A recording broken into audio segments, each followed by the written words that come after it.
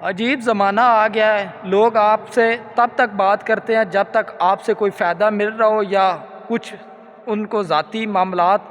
ایسے لگ رہے ہوں کہ بھئی یار اس انسان سے ہی میرے حل ہوں گے۔ لیکن کچھ لوگ ایسے بھی ہوتے ہیں جہاں پہ اپنا فائدہ دیکھتے ہیں اور عزت کو نہیں دیکھتے، یعنی کہ میرے بات کرنے کا مقصد یہ ہے کہ جہاں پہ عزت انہیں لگے کہ کم ہو رہی ہے، فائدہ زیادہ ہو رہا ہے، تو وہ فائدہ ضرور اپناتے ہیں۔ تو پاک ذات پہ میں بہت زیادہ خوش ہوں، راضی ہوں اس پاک ذات سے کہ ہم کسی بھی پریشانی میں مبتلا ہوتے ہیں لیکن ہماری سوچ ہوتی ہے تو وہ ہمیں اس پریشانی سے باہر نکال ہی دیتا ہے۔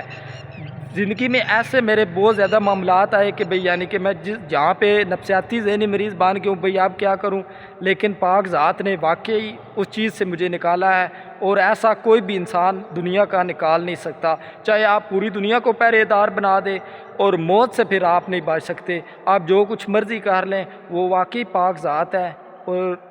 بخشنے والی ہے۔